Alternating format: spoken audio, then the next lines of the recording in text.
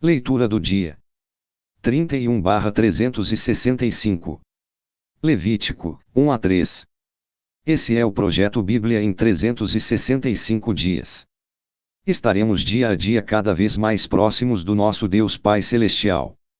Referência à leitura do dia 31 de janeiro do Plano Anual. Levítico, 1. O livro de Levítico tem seu início onde finda o livro de Êxodo ao pé do Monte Sinai.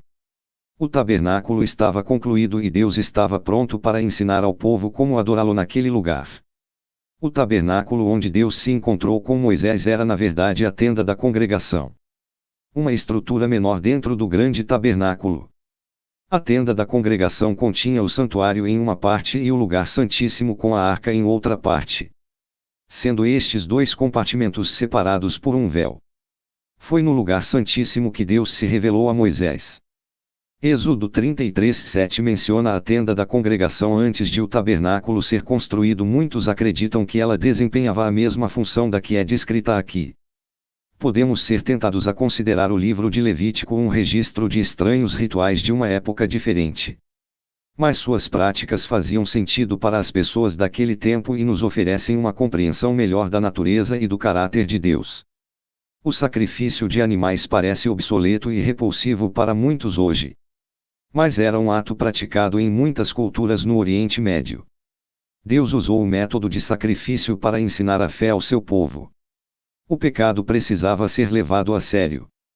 Quando viam os animais do sacrifício sendo mortos, as pessoas eram sensibilizadas quanto à seriedade de seu pecado e culpa.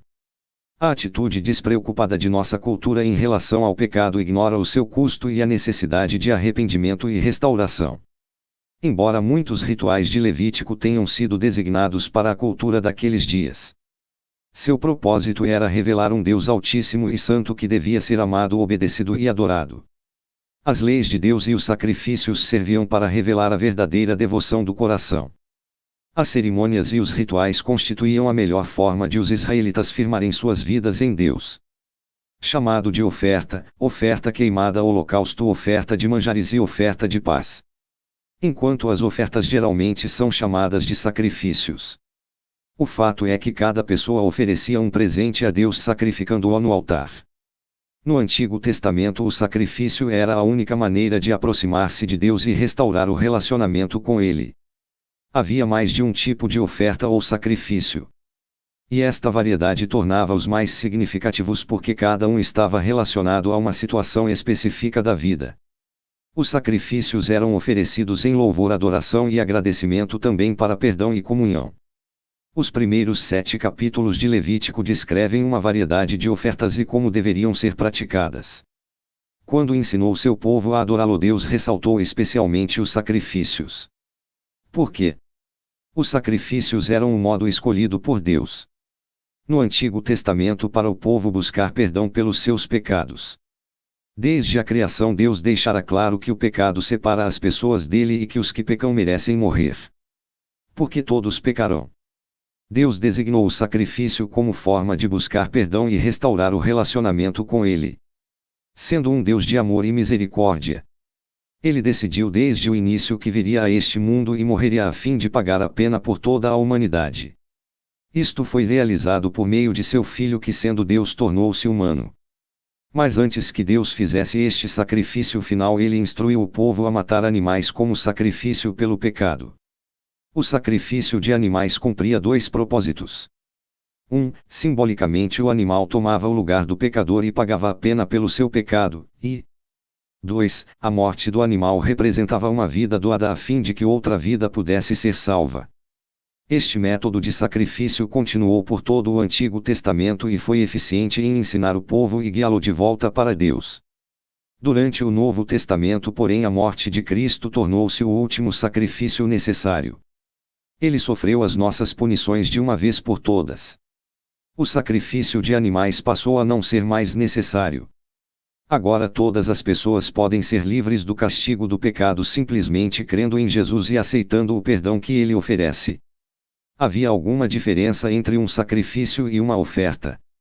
A primeira oferta que Deus descreve é o holocausto. A pessoa que cometia um pecado deveria trazer um animal sem defeito para o sacerdote.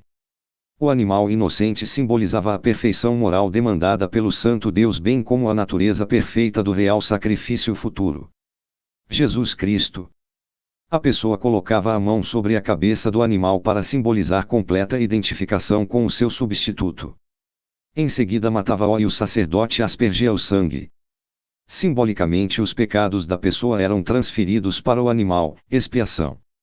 Finalmente, o animal era queimado no altar, exceto o sangue e o couro, como sinal de completa consagração da pessoa a Deus. Obviamente, Deus requeria mais do que sacrifício, ele também exigia que o pecador tivesse uma atitude de arrependimento. O símbolo exterior, o sacrifício, e a mudança interior, arrependimento, precisavam estar juntos. Mas é importante lembrar que nem o sacrifício nem o arrependimento retiravam de fato o pecado, isto apenas Deus pode fazer. Felizmente, o perdão faz parte da natureza amorosa de Deus. Você já buscou a Deus para receber o seu perdão? O que os sacrifícios ensinavam às pessoas? Um sacrifício específico é 1. A exigência de animais perfeitos e sacerdotes santos ensinava reverência ao Deus. 2. A exigência de obediência completa ensinava total submissão às leis de Deus, e 3. A exigência de um animal de grande valor mostrava o alto preço do pecado e a sinceridade do compromisso com Deus. Por que existem tantas regras detalhadas para cada oferta? O propósito de Deus era ensinar ao seu povo um estilo de vida totalmente novo, purificando-os das inúmeras práticas pagãs que tinham aprendido no Egito e restaurando a verdadeira adoração para si. Os rígidos detalhes impediam Israel de voltar ao antigo modo de vida. Além disso, cada lei desenha um quadro da seriedade do pecado e da grande misericórdia de Deus em perdoar os pecadores. Israel não era a única nação a sacrificar animais. Muitas outras religiões faziam o mesmo no intuito de agradar aos seus deuses. Algumas culturas até incluíam o sacrifício humano, que era estritamente proibido por Deus. No entanto, os sacrifícios de Israel claramente diferiam daqueles praticados por seus vizinhos pagãos. O animal sacrificado pelos israelitas não apenas acalmava a ira de Deus, como também se tornava um substituto para receber a punição que eles mereciam por seus pecados.